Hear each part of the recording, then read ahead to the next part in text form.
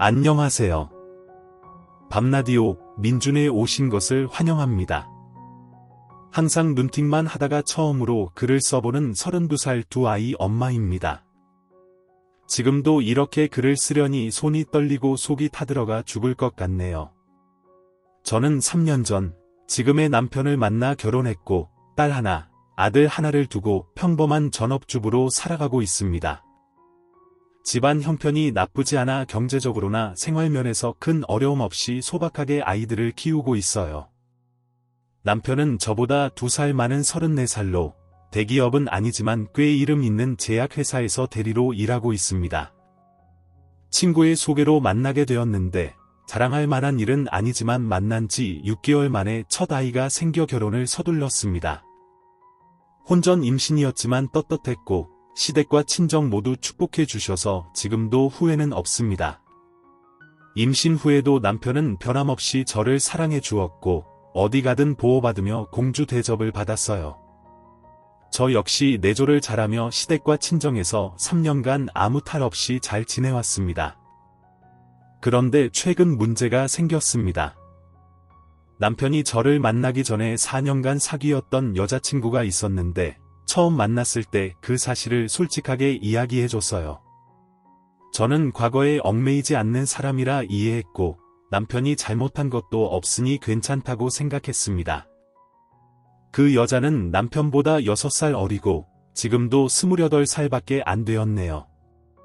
그러다 보니 철이 덜 들어 이런 무모한 짓을 하는지 모르겠지만 어쨌든 그 여자는 미국에서 대학을 다녔고 연애 초반 2년 동안은 방학 때만 얼굴을 봤다고 해요. 그래서 4년이나 만났지만 그렇게 오래 사귄 것 같지 않다고 남편이 말하더군요. 며칠 전 손목이 너무 아파서 한의원에 가야 했는데 아이 둘을 데리고 가기가 너무 힘들어서 친정엄마를 집에 불렀습니다.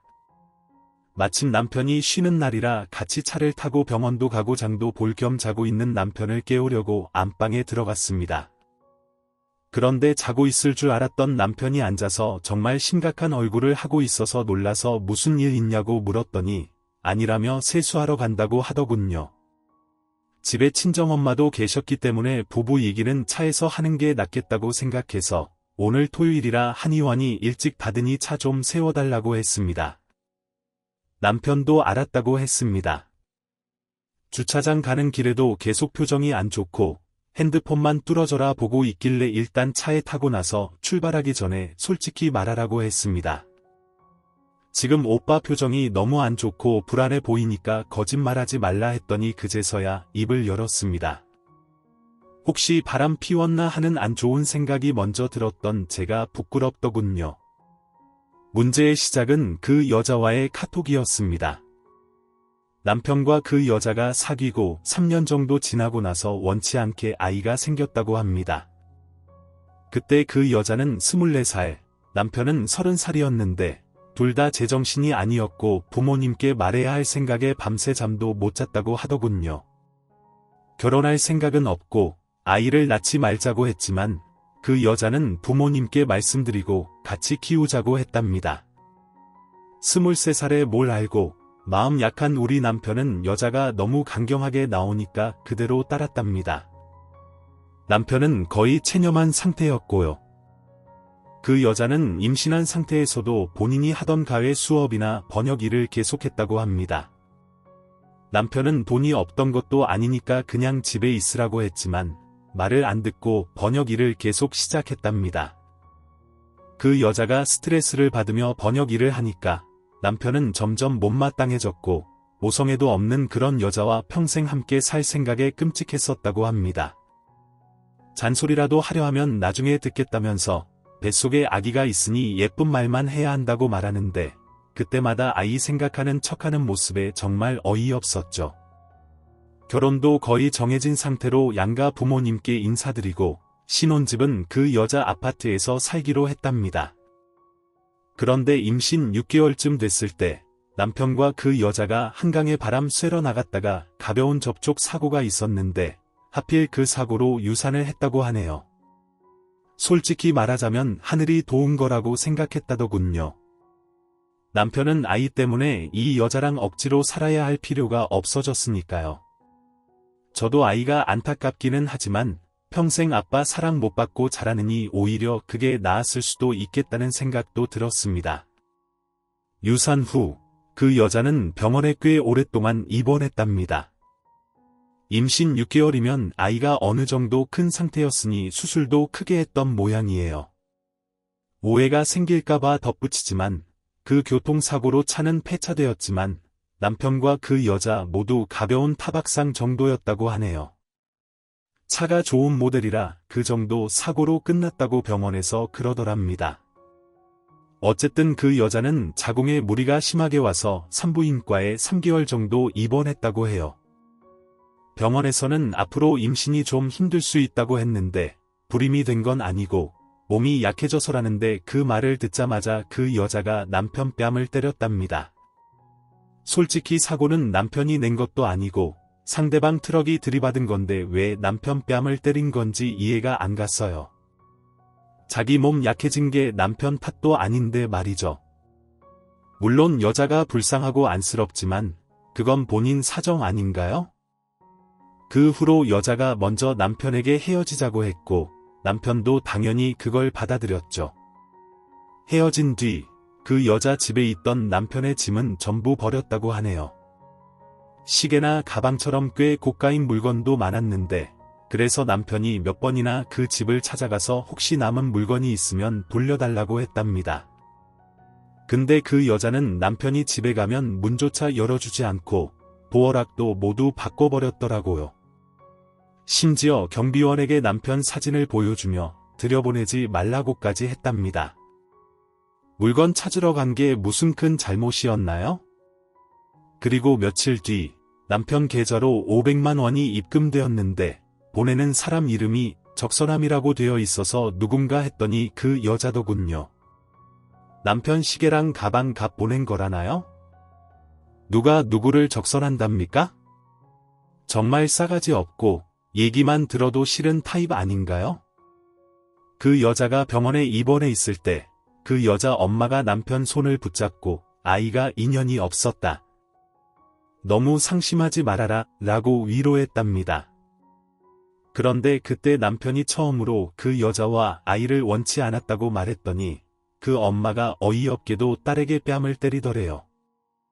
그리고는 나가라 고 소리 지르며 난리를 쳤다는데 남편은 차라리 그 여자의 그런 모습을 보고 빨리 헤어지기만을 바랐답니다. 남편이 싫어진 이유가 그 여자가 미국에서 고등학교와 대학교를 나와서 영어를 아는 척만이 하고 주변에 친구가 많은 것도 싫었고 솔직히 집안 형편이 남편보다 나아서 자격지심을 느꼈다고 하더군요. 그런데도 데이트 비용은 데이트 통장 만들어서 반반 나누고 집도 잘 사는 주제에 그 여자가 고양이를 키우면서 주말마다 유기묘 센터에 가서 일하는 것도 못마땅했고요. 고양이에 미친 사람이라 싫었고 개인 취향이지만 외국에서 살다 와서 좀 개방적일 줄 알았는데 의외로 보수적이라 답답했답니다. 2년 동안 미국에서 왔다 갔다 할 때는 잠깐씩 만나서 몰랐는데 한국에 와서 매일 보니 질려버렸다고 하더군요. 솔직히 남녀관계에서 남자 쪽이 먼저 실증 날 수도 있는 건데 그 여자가 한 짓을 생각하면 어이가 없네요. 어쨌든 그 여자와 헤어지고 지금은 저와 결혼해 두 아이의 아빠가 되었습니다. 그런데 며칠 전 그 여자에게서 문자가 왔다네요. 오늘이 아기가 하늘나라로 간 날인데 기억하냐고 오빠는 미안한 마음 없냐고 묻는 문자를 보냈다니 정말 소름 돋지 않나요? 그 여자가 이날만 되면 성당에 가서 기도한다는 얘기도 들었어요. 몇 년 전 일을 가지고 이제는 유부남이자 아이들까지 있는 남편을 협박하려는 건가 봅니다. 당시 병원비도 남편이 다 냈는데 그 여자의 엄마가 돈을 다시 보냈다고 했으면서 나중에 뒤에서 무슨 말을 하려고 했는지 모르겠어요. 그때도 미심쩍었는데 결국 예상대로였네요. 그 여자는 남편의 친구들과도 친했다는데 도대체 그들에게 무슨 말을 했는지 남편 친구들이 남편을 안 본다고 하더군요. 결혼식에도 오지 않았고요. 20년 넘게 친구였던 사람들을 그 여자 때문에 잃었다니 남편이 무슨 죄인가요? 차 안에서 이 얘기를 듣고 있자니 그 여자를 찾아가서 머리채라도 잡고 싶고 경찰에 협박죄로 신고하고 싶은 마음이 들었어요. 남편이 불쌍하고 안쓰러워서 안아주었지만 이러다 우리 아이들에게까지 해코지를 할까봐 무섭습니다. 문자는 지웠지만 통신사에 가면 복구가 가능하겠죠. 이런 여자가 잘못하면 정말 무섭게 변할 것 같다 조언을 구하고자 긴 글을 올립니다. 추가로 자작이라고 하는 분들은 그냥 뒤로 가주세요. 왜 그 여자의 문자에 대한 이야기는 하지 않고 그 여자를 감싸면서 저와 제 남편만 욕을 먹는지 이해가 안 됩니다. 유산한 건 저도 안타깝다고 분명히 썼는데 왜 그 부분을 보지 않나요? 이 글의 핵심은 그 여자의 소름 돋는 문자입니다. 분명히 협박당한 건데 이게 심각하지 않나요? 4년 동안 왜 만났냐고 하시는 분들, 그중 2년은 그 여자가 미국에서 학교 다니느라 못 만났으니 따지고 보면 얼마 안 만난 거죠. 그리고 임신된 후에는 의심도 생기고 정이 더 떨어졌다고 했고요. 아이에 대한 욕은 정말 아니지 않나요?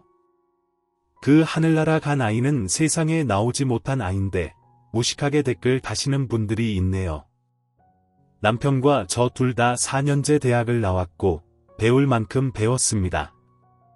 신랑이 그 여자 엄마한테 용기 있게 솔직히 말한 거고요. 애정 없는 결혼하는 거 아니다 생각해서요. 아이 마냥 낳았어도 이혼했을 거라고 하는데 그래서 아이한테 낳아 그 여자한테 너 잘됐다고 한 건데 뭐가 잘못인가요? 현실적인 거지 남녀 만나서 요새 임신하고 남자 도망가는 것보다 제 신랑이 더 현명하다고 판단되고요. 욕 먹으려고 글 올린 게 아니고 신랑이 그 여자 판에서 글 많이 봐서 싫어한다고 해서 그 여자 보라고 글 올렸습니다. 만약 보고 있으면 뒤에서 숨어서 협박 문자 보내지 마시고 직접 나한테 전화하세요. 신랑한테 하면 제가 받을 테니까. 그리고 냉철하게 조언해 주신 소수의 분들은 감사합니다. 그리고 신랑 20년 친구들 댓글 많은데 그 여자가 어떻게 구워 삶았는지 저도 모릅니다. 그 여자 얼굴이 좀 반반한데 그래서 꼬셨는지 어떻게 합니까? 어차피 그런 일로 떨어져 나간 친구들이 의리가 없는 거죠. 하나하나 댓글 달려니 힘 빠지고 손 아프네요. 시간이 남아 돌아서 댓글 다는 거 아닙니다. 댓글에 우리 애들 욕이 너무 심하거나 인신공격하는 글에만 댓글 달고 있고요. 그 여자가 댓글 달았는데 그 여자인지 나는 모르겠고 난 꿀릴 거 없으니 한번 해보라고 하세요. 글은 절대 안 지울 거예요. 남 맞는 소리 했고걔네 우리 잘 사니까 신랑이랑 나랑 안 싸우고 깨졌어야 하는데 요즘 판녀들처럼 남편 무시 안 하는 사람 나타났으니 욕하고 싶은 거 압니다. 열등감 무섭네요. 진짜 전 여친의 전 여친 등장 파이코 같은 전 여친의 전 여친입니다. 기억하시는지는 모르겠는데 몇 주 전쯤에 사이코 같은 전 여친이라는 제목으로 글이 올라와서 꽤 이슈가 되었었는데요. 제가 그 당사자이고 댓글에 그 여자라는 닉네임으로 글을 남긴 것도 저 맞습니다. 솔직히 그 당시에는 너무 화가 뻗쳐서 욱하는 마음에 댓글도 달아놨지만 이미 지난 일 다시 들춰봤자 내 기억만 더 아프겠다 싶고 괜한 이슈 만들기 싫어 후기 남긴다 해놓고 약속 못 지켰던 점 진심으로 사과드릴게요. 페이스북에 그 와이프분 글이 캡처가 되어 떠돌아다니고 제 주변의 지인들은 제 얘기였다면서 카톡 문자 전화가 많이 왔었어요. 순식간에 유명인이 아닌 유명인이 되어버렸네요. 그 와이프분이 쓴 글의 댓글을 살피니 저를 위해 주시고 토닥토닥 해주시는 말들에 너무 많은 감동을 받았습니다. 너무 감사드립니다.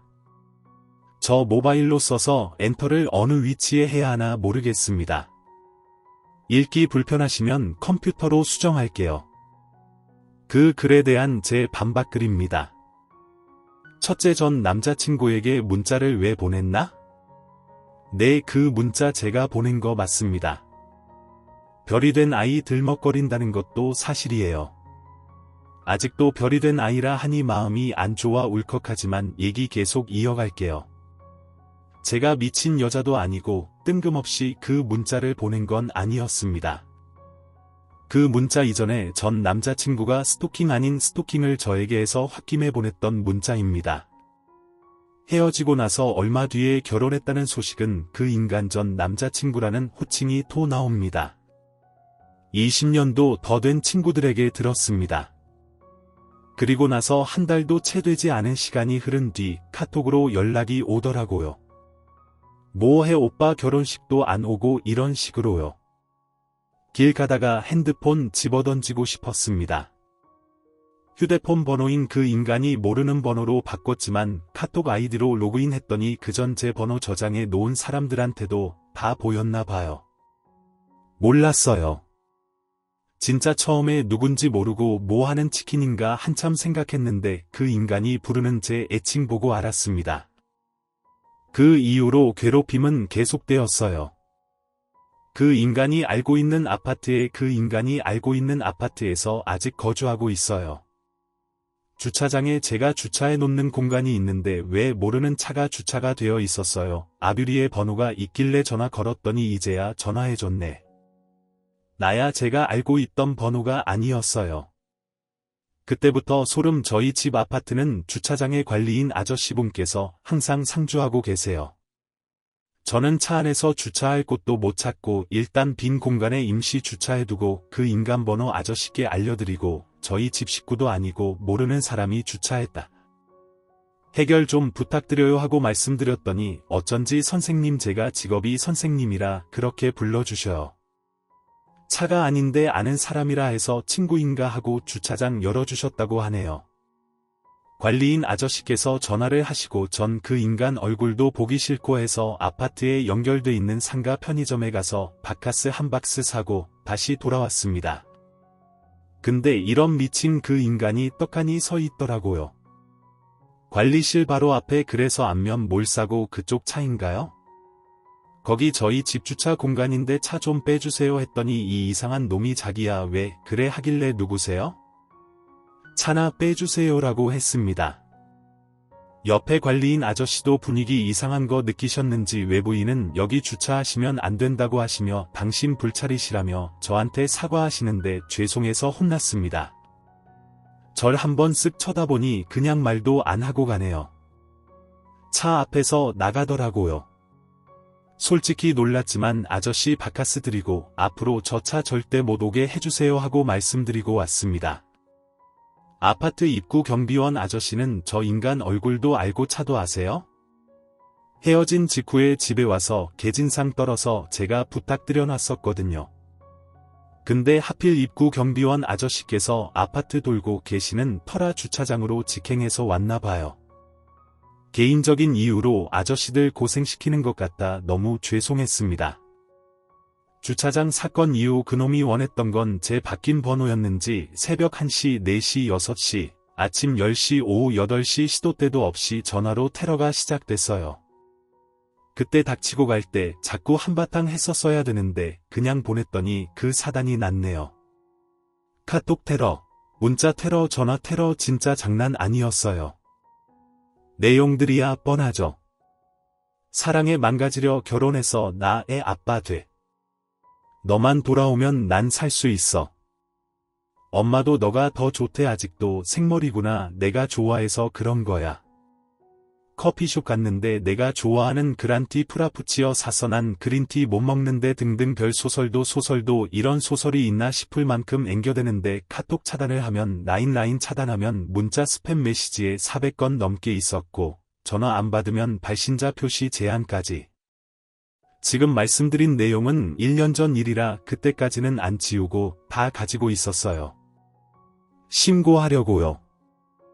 그래서 캡처본 통화 기록, 그놈이 남긴 음성 메시지 전부 모아서 경찰서에 스토킹 당하고 있다고 신고했습니다. 전 답장 한 개도 카톡도 전화도 아무것도 안 했어요. 쌍욕할 것 같고 책 잡힐 것 같아서 조용히 다 모아뒀습니다. 경찰에서 무슨 연락이 있었는지 신고한 이후로는 잠잠하더라고요. 다행이라고 생각한 제가 바보였네요. 또 1년 지나 최근에 그놈한테서 이번에 페이스북 메시지가 왔어요. 누구야? 오빠 그 전에 다 지우고 너 있고 싶었는데 너는 그게 아무것도 아니었니? 만나서 얘기 좀 해. 우리 사이에 아이도 있었잖아. 너 딴 남자 만나는 것 같은데 그럼 안 돼. 좋다고의 뉘앙스로 페이스북 메시지가 왔습니다. 너무 길게 와서 제가 대충 줄임말이고 그거 보고 진짜 눈 뒤집혀서 그 문자 보낸 거예요. 오빠 우리 얘기 오늘 보낸 날인데 기억해. 그래서 그 와이프가 알았나 봐요. 둘째 유산과 만남 논문 쓰는 기분인데 그놈은 저 임신시키려고 발악을 했던 놈입니다. 저는 사랑 가지는 것도 그닥 흥미였고 유학 때문에 2년 동안 드문드문 만났다. 그 와이프가 썼지만 몸개 잡소린지 유학이 아니고 단순 어학연수였습니다. 미국도 아니고 일본이었고요. 그놈 주말만 되면 저희는 일본으로 넘어갔어요.